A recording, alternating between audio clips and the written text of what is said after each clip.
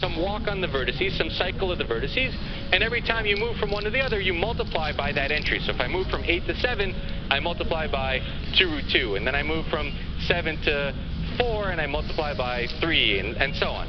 And when you go around a cycle, what you'll notice here is when you go around a cycle, if you stay within the polyhedron or stay within the dual, you're multiplying by integers. There's no problem. If you leave, so if you change from a dual, if you change from the polyhedron to its dual, you do it by one of these off-diagonal blocks, which means you encounter a root 2. But because you have to cycle back around, you have to do it again. So the root 2's are gone.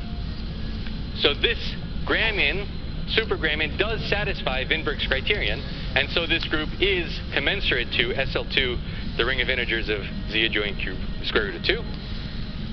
Negative square root of 2, and is arithmetic. So the 4. So what I just explained is that the 4 square, the 4 pyramid, the square pyramid, is arithmetic and superintegral. Does that make sense? So we're crucially. I'm sorry.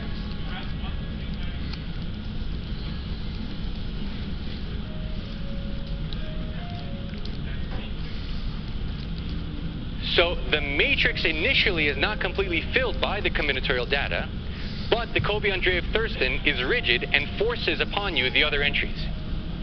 So the other entries are solved from the initial combinatorial data. So these root 2's and the 3's, I don't have a choice about those. Kobe-Andreev-Thurston forces me, once I say where the 1's and minus 1's and 0's are, all the other entries are determined. That's the theorem. So I don't have, so that's why I mean that's the guts. The guts is, how does the geometry affect the arithmetic?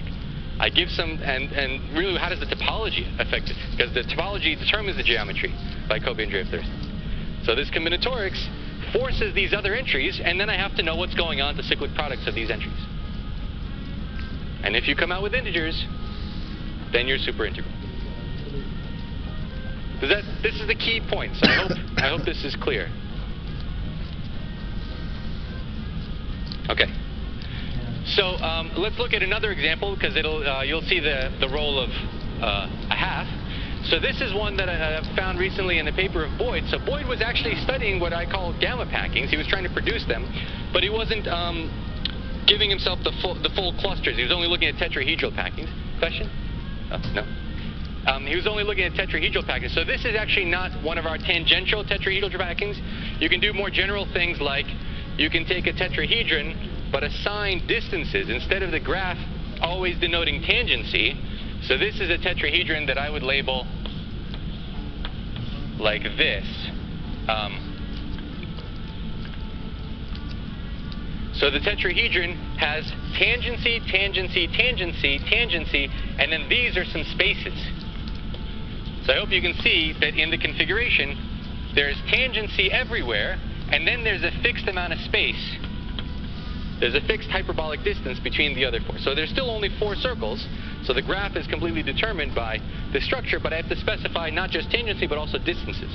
So you'll see that immediately in the supergramian, which Boyd had worked out. So the supergramian here has 1's, minus 1's, and these 3 halves. So you have to specify the 3 halves.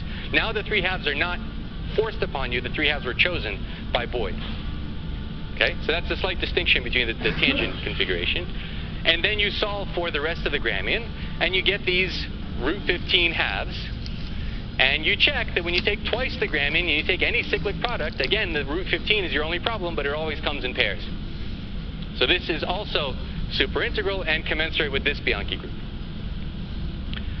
And what Boyd wasn't interested in at the time, I guess, is the integrality. So this is another superintegral circle packing, which satisfies the superpack conjecture. Okay? Okay, so any questions on where we're going to get arithmeticity from? And the role of this supergramian?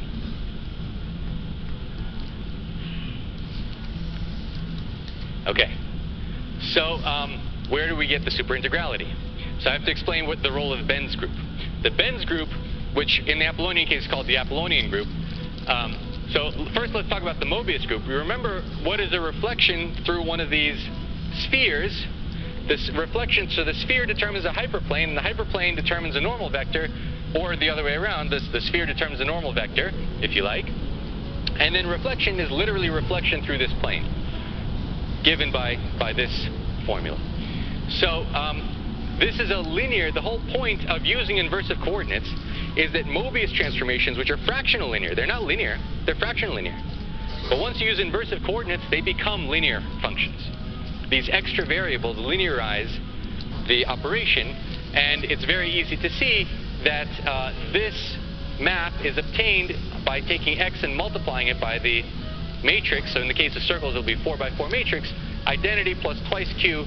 And then this is a funny thing to do. You take a column vector, multiply it by itself as a row vector. So you get a rank 1 n by n matrix. You multiply that by q and add to double it and add to the identity. So this is going to be a matrix by construction in the orthogonal group preserving Q, or the extended orthogonal group. Okay, then the symmetry group, remember we have this gamma, the symmetry group acting on the packing, is the group generated by reflections through all the faces. And that acts on the right, as here, by these Mobius transformations. So these are all Mobius actions. So if you have a cluster, if you have a cluster modeled on your polyhedron and it's given by these vertices, these vectors V, these normal vectors, the bends, you remember what each of the vertices looks like. It looks like bend, cobend, bend, center. The bends are in the first column. But the Mobius group is acting on the right. So that's not acting on columns, that's acting on rows. I want something acting on columns. This also I learned from Jeff's paper, that you should study the left action and not the right action. So if you want to understand the bend action to understand superintegrality, you need left action instead of a right action. And you get that by just writing the equation. I have these vertices, I have these, geometrized circles, and I want the Mobius action of a given sphere on these vertices to be the same as some left action on the same vertices. So there's going to be a left action which is corresponding to the right action by Mobius. And the important thing to note is that, well, wasn't there a choice that, which particular vertex, the vertices are rigid up to Mobius transformations, but once I take Mobius transformations, V is changing, but R is also changing by a conjugate of the same Mobius transformation. So this equation is actually conformal. Okay?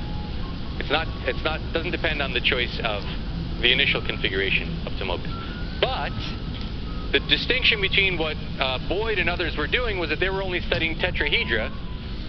If you allow larger clusters, then this equation is underdetermined. So A is an n by n matrix of rank, I have too many n's. N is the number of faces, but n is also the dimension of the, so let's say this is capital N.